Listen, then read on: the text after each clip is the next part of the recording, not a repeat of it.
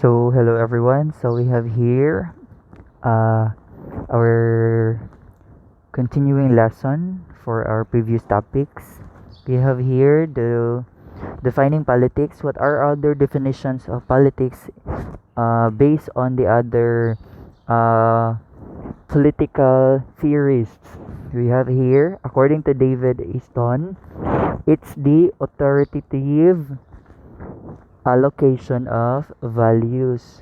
And according naman kay Lastwell, politics daw is who gets what, when, and how. It's actually very kining realistic. So other definition of politics, it is the study of the affairs of the polis. Those are based sa ginaingon ni Aristotle, and the existence of rules and authority within the state. Okay.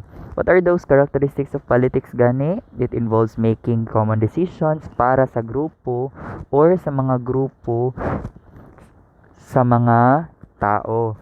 Next is, some individuals in the group exercise power over other members para nganuman. Anong kailangan man siya naa siya power over other members? It's because in order to make those decision, kailangan man gud na ay mag-lead jud sa isa ka certain group of people. Okay, we have here brief historical background in political science. Greek political influences. Who are those? Herodotus. Kung sa iyahang mga nahimo in terms of political science, gina-classify niya ang government according to three types. According to Herodotus, what are those three types gani? Monarchy, aristocracy, and of course, the very common democracy. Actually, this is from Herodotus concept. According to Plato naman, the proponent of republic, what constitutes the ideal state or utopia? That is which ruled by a philosopher, kings who were imbued with wisdom and who were believed by the people. Okay.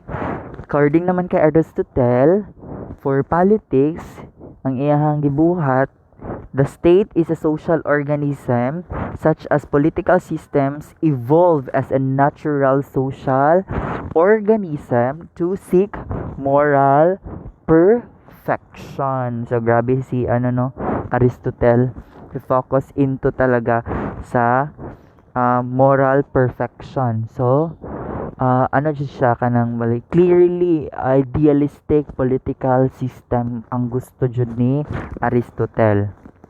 Okay. Next, other is Western political influences. What are those? According to Jean Badin, coined the term political science and defined as the study of sovereignty.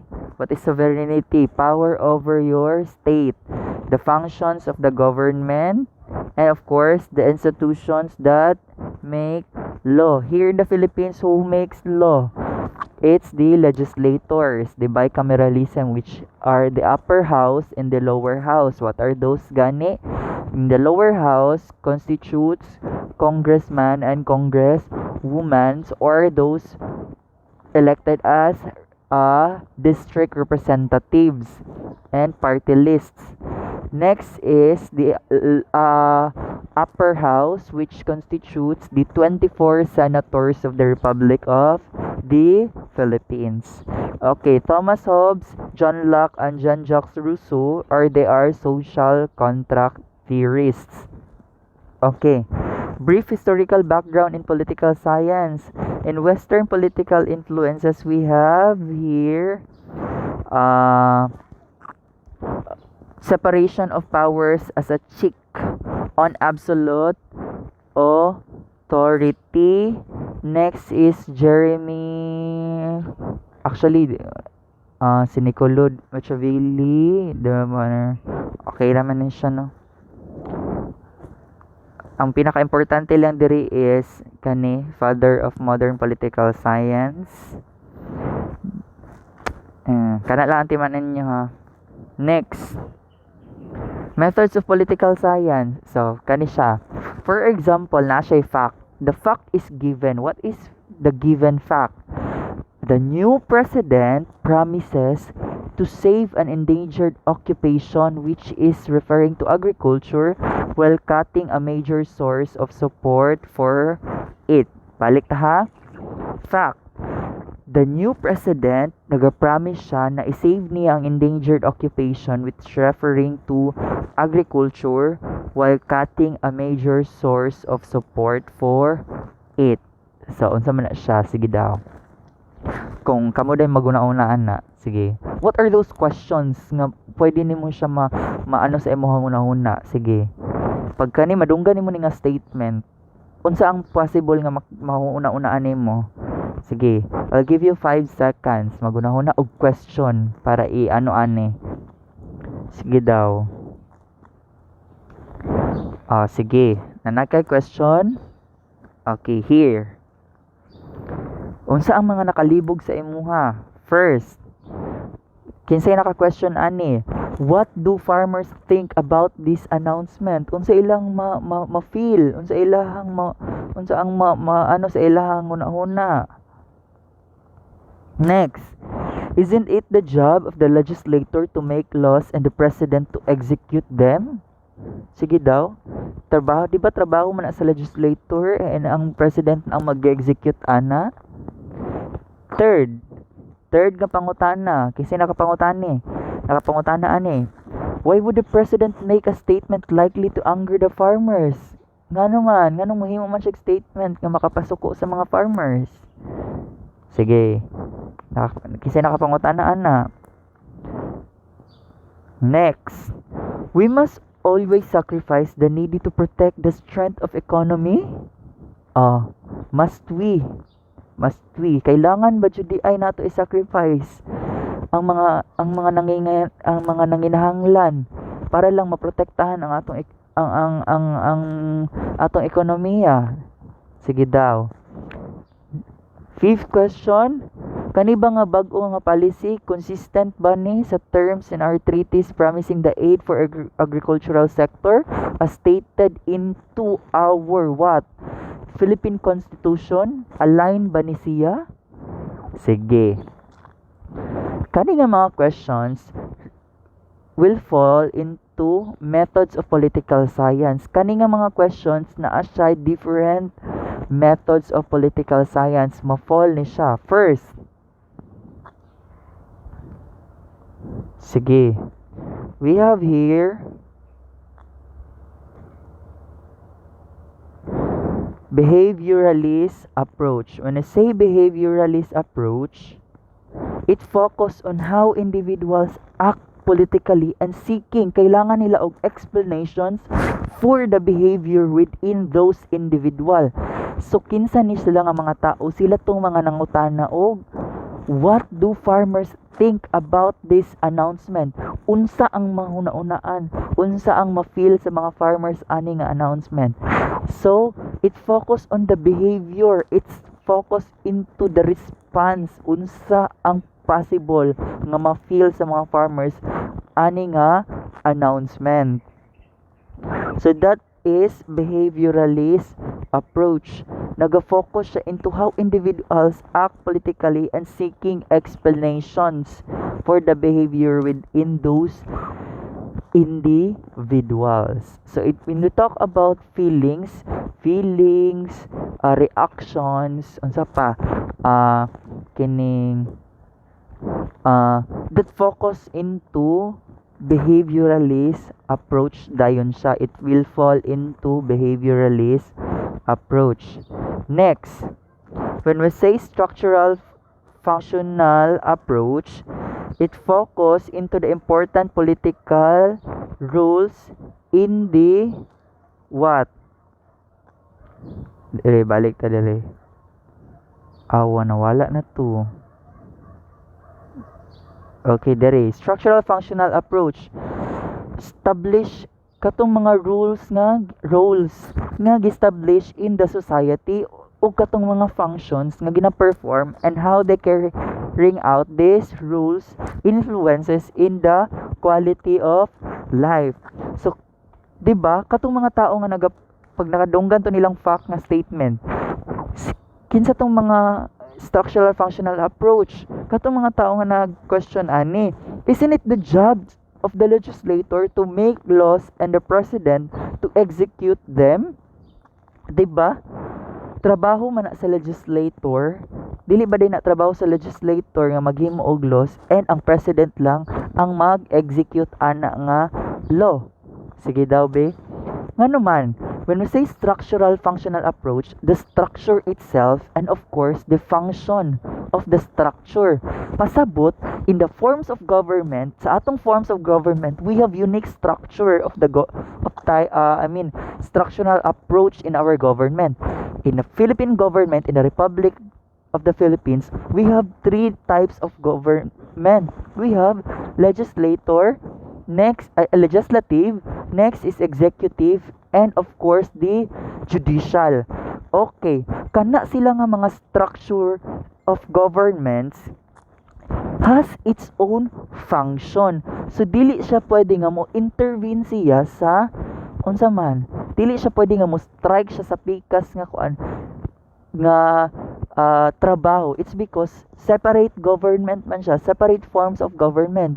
So kana siya ba, when we are talking about structural functional approach, kasi dapat it focus on what the structure and of course what is the particular function of that structure. Kung legislative na ang structure ana, of course ang trabaho lang dapat niya is to legislate or to make laws. When we say executive branch of the government, pasabot ana, when we say executive branch, gina-execute lang to niyang mga batas nga ginapatupad. So mauna ang trabaho sa president, vice president, and the other cabinets, and of course the LGUs. Ang legislative trabaho na sa senators and our representatives. Ang judicial naman nga part sa government is ang structure niya is para lang sa mga gina-interpret niya ang law kung according pa ba na siya sa constitution or naka-align pa ba na sa constitution nga ginabasihan nato, because the constitution itself is our guiding principle para maghimo og law here in the Philippines. Dili man pwede nga maghimo ka og particular law nga mo conflict siya sa ato ang constitution. Like for example, the RH bill, katugong reproductive health bill, 'di ba? Actually napermahan na jud to siya as a law. Pero ang trabaho sa judicial karon nga part, kinsa man ang gatrabaho ana, kana silang naa sa mga naa sa Supreme Court ug kana mga judge nato. Mao na ilahang trabaho, mga lawyers. Ang trabaho ni mao na ilahang trabaho. So ang nahitabo atong RH bill, kasi ang nahitabo ato nahimo na siya batas, and therefore daghan siya nakita nga wala siya nagsunod wala gipang sunod dito sa ato ang constitution, kaya natanggal siya as a law in the Philippines. So ana siya, balik ko na pudto siya process. The same karon anang napatupad lately lang nga katugong anti-terror bill kato siya, di ba? Dili pa maka-move ang judicial part, dili pa maka-move ang Supreme Court ato. It's because wala pa siya nahimo ang law. Dili pa na sila makareklamo. Pag mahimo na siya law, diha pa sila pwede mo reklamo, diha pa sila pwede mo file og appeal para matanggal na siya nga batas. So that's the process kasi. Kaya this is the importance of studying political science. So nga ana siya, pinaka-importante jud na siya nga approach when we are studying political science. Okay, next is we have here phenomenological approach. When we say phenomenological approach, it focuses on the events that led up to a change and which of these were significant in producing the change. When we say phenomenological approach, it's the phenomenon which we are expecting or experiencing today. So possible, what we are experiencing today is not the same for the possible things nga pwede nato ma-experience in the future o sa possible nga mga future prospects or kanang future kaning government types pa. So kaya uh, ang question diri, why would the president make a statement likely to anger the farmers? So kani siya nga mga question will automatically fall into phenomenological approach. Ngano man? Because ngano man? Sige daw. Try to think. Because oh, it can unsa man possible producing the change. Sige. When say phenomenon kasi, uh, kani manggo phenomenon approach, a phenomenological approach, it differs upon the time, it differs upon the government system, and it differs upon what is actually unsa nga panahon siya nahitabo. Kaya it calls phenomenological approach. Next, philosophical approach. When I say philosophical approach, it is focusing on the meanings of political life. So meaning philosophical approach, it's something deeper. Must we always sacrifice the needy to protect the strength of our economy? Di ba makahuna-huna ka og tarong, ay makahuna-huna ka og lalom. So kani siya nga question will fall into philosophical approach. It's because it doesn't only consider the type of government, it doesn't only also always consider the people itself, but of course as a whole. As a whole, what is unsa jud ang punto sa political sa politics, unsa jud ang punto ana, unsa jud ang main reason why we are studying political science ana ba. So that's philosophical approach. Next is political documents. So basically, obviously makita nato ang ma-explain, self-explanatory kaayo ang political documents because it is the new policy consistent with the terms of our laws. We say laws, it's the written document kasi, or it's the guiding guiding document for the people or a certain group para unsa dili tamag kanang aliwaros good. We have a kining direction. Natay direction nga pa dulngan. Okay. We have here new approaches in political science. When we say new approaches in political science, we have here political economy. When we say political economy, it refers broadly to the systematic production, utilization, and distribution of the scarce economic resources by a state to the people in order to maximize the needs and wants in the most effective and efficient way of the government may deem appropriate. So when we say political economy, the distribution, ang pag-produce, ang pag-utilize, and pag-distribute sa scarce economic resources sa state of the people para ma-maximize nato ang kailangan o ang katong mga gusto sa mga tao. When we say public choice theory naman, you have here public choice theory. It considers what people prefer, unsa ilahang mas hiyang sila, and what they choose as option over other ones. So, ayan na siya. Irrational choice theory naman, individuals, consider niya ang individual's abstract model, thus leaving the government assume and presume what is the best left for their constituents to be content with. Kasi, when you say public choice theory, di ba? Papilion sila unsa ilahang mas gusto, unsa ay mas kuan. When say rational choice theory, it explains rational na asay rason nganong ila nang gipili and leaving the government to assume and presume what is the best left for the constituents. So i-explain nila na sila sarili nga rason why they chose that particular kini aspect. Next naman is fields of political science. We have here fields of political science. When we say public law, very common, concerned chiefly on the law itself. Tapos including the organization of the government offices and limitation upon government authority and the rules of government offices and public officials. Okay. No say public law, kato siyang the documents itself, the law itself. Kato mga kailangan mga executive orders, republic acts, presidential decrees, provincial decrees. That's our what we call public laws. Even sa kanang small even sa kanang sa small, sa purok, sa barangay, na ay mga ordinances diha nga ginasunod nato kanang bawal maglabay basura, bawal manigarilyo into public, mga liquor ban kana. That's considering public law. It's because it is an ordinance na gipatupad for the safetyness or the para sa what we call this kanang kaayuhan sa tanan in public as a whole.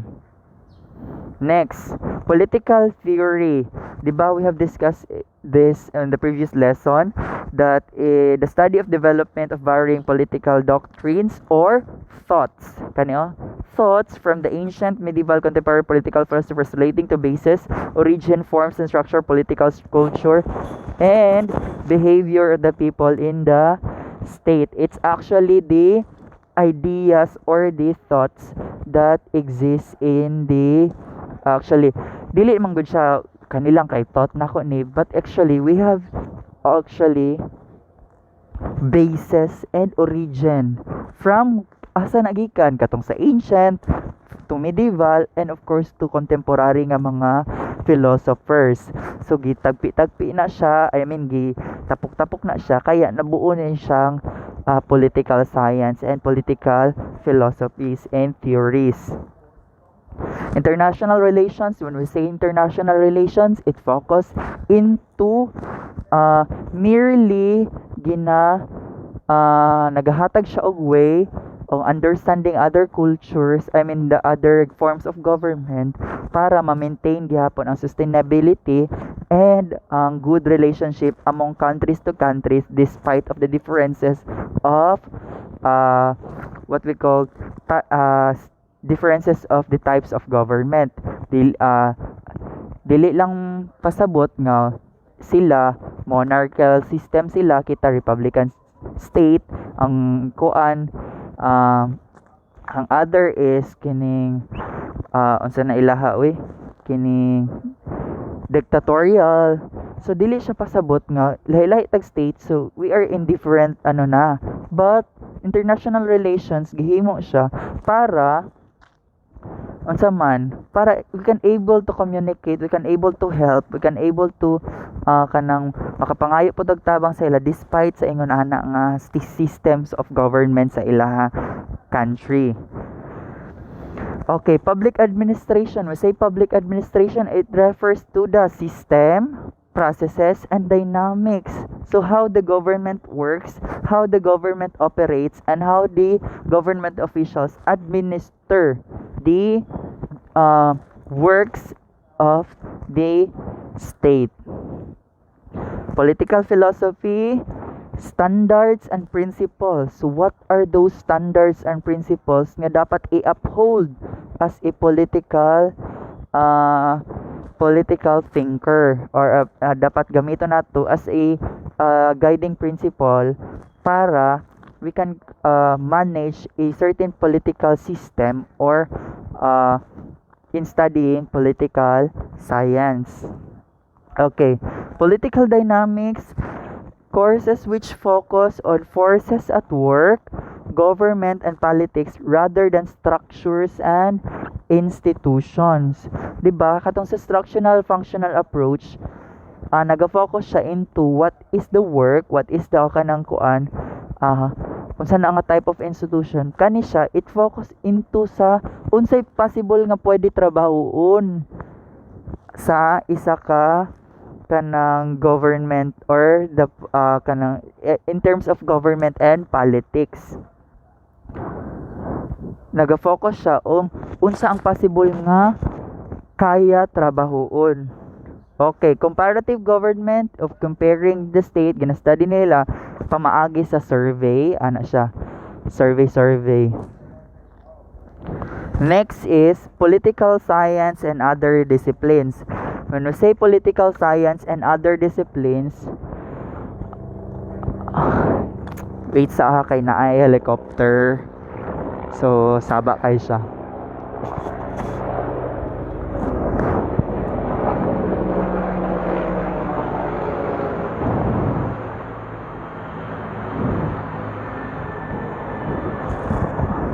Okay. Other disciplines. Nganong kailangan nato masadihan ang other disciplines? It's because sige, 'di ba, pag moagi ka og isa certain dalan, 'di ba, daghan kag mga kanang I mean, ana god, the same concept ana ba kanagong moagi ka sa isa ka lugar, daghan kag kanang makit-an. So yan ana siya ba? When are studying also when studying also political science, daghan kag maagian, daghan kag mapagan nga mga other disciplines, daghan siya mga sangay because dili man pwede nga mag-study lang ta og political science itself because political science subject is a very broad subject. Therefore, kailangan nato mutakil og other disciplines. Like for example, here in the history.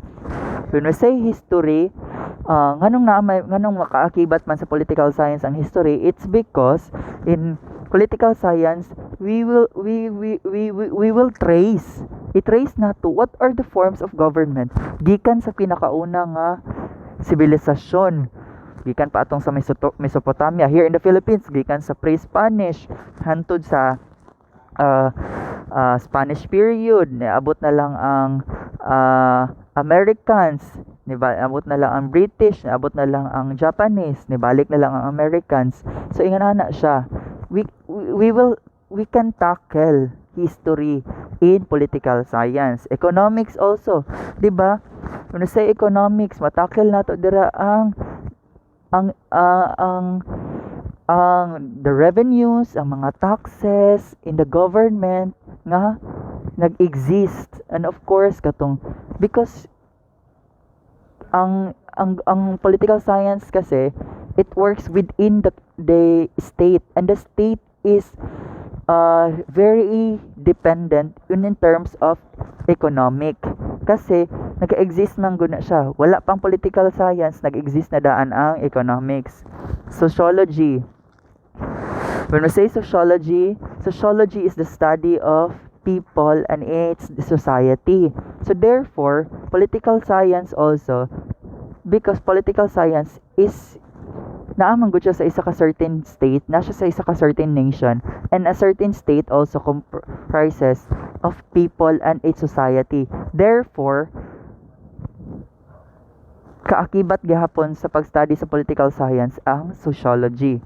Law, very basic.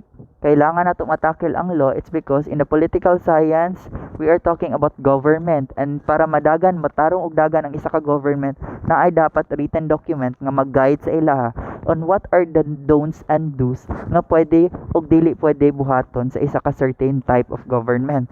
Next is psychology. Or say psychology, it differs upon the state of mind sa tao. Therefore, pwede nato siya o kailangan dyan nato siya matakel. Philosophies and ethics. When you say philosophies and ethics, therefore standards, moral standards, moral ideologies.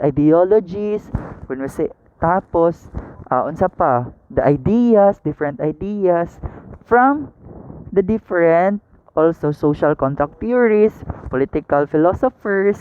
So yun ana siya. Next, anong kailangan man nato mag-study og political science? Sir, kapay na kaayo sige mi study political science. Okay, we need to study political science, especially students who are studying humanities and social sciences, because that's part of the subject and the curriculum. And aside with that, kailangan nato siya ma-understand, kailangan nato siya i-tackle for these three base. First is knowledge base, second is competence base, and third is skill base. When I say knowledge base, It provides knowledge and understanding of the government. Dili lang kasi gira tag reklamo dira, di ba? In the first discussion that I made, I said there na very important to understand political science itself because dili lang kay sige tag yaw-yaw dira, dili lang kay sige tag batiko sa government. But also we need to understand nganong ingon ana ang dagan sa government nato, nganong ingon ana atong system, nganong ingon ana ang effect niya sa tao. Therefore, magaidan ta kung what are those explanations nganong ingon ana ang dagan sa ato ang government. Next is competence based. When we say competence based, it's the standard nga dapat sundon dili lang kay sa mga government officials but also for sa tao itself. So kailangan kung naa na kay knowledge, dapat kabalo na pud taning competence based. Next is skill based. Okay. Prepares students, especially kamo, mga YUMs, for future career paths. Unsa man ni siya? It also helps them make good analysis of the different political phenomena around them. Okay. Who knows kinsa karon sa inyo ha ang nagtan-aw ani or sa kaniyang discussion, isa sa kung mga students karon will be a great leader led namsa naman ko great leader on the sa Republic of the Philippines in the near future. Wala ta kabalo, di ba? Kitsa man ba expect nga isa sa inyo ha karon mahimong politician, mahimong mayor sa Panabo, mahimong governor sa Davao del Norte. At the same time, possible pa mahimong congressman, congresswoman, and of course, president, senator. So inana ba? At least karon bata pa or kanang sayo pa, we have we have this subject na para ma-enlighten ato ang kuan, and of course makatabang siya to have this good analysis of the different political phenomena around sa ato ang country. Kay dili man pwede nga mangmang lang ta always magsigara tag nga. Dapat we need to understand, we need also have this knowledge para makasabot ta and maka-adjust ta for the possible adjustments or kanang kailangan nato nga buhaton. So yan ana siya. Ako ha. Okay. For now, just relax muna because hapit na tong exam. So dagan-dagan na pud ba tag terms nga na discuss. So hinahinay lang siya og kanang study gamay. So yun ana siya. Actually it's kasi political science, as what I have said, political science is very broad, but I am very keen on the terms nga ginahatag ako sa inyo ha, because kana lang ang magawas pud sa exam. So what I have given to you, kana lang pud ang magawas sa exam. So it's better also to understand those terms and ideas nga akong ginahatag sa inyo. It's because very tricky kasi siya. Political science itself is dynamic, tricky. So sige lang. Try to kung dili masabtan, balikon. Kung dili pa jud masabtan, try to ask. Okay, naman tayo type of question nga confirmatory o inquiry. Kung inquiry, nagapangutan na ka kay nalibog ka. Confirmatory kasi nga type of question, kabalo na ka sa answer, gusto lang nimo madunggan nga kung tama ba imuha naisip pod. So yun ana siya. So you can ask me, kung maulaw ka sa GC, you can PM me. So we will try to handle that. So okay. So for now, have a happy weekend. So goodbye everyone.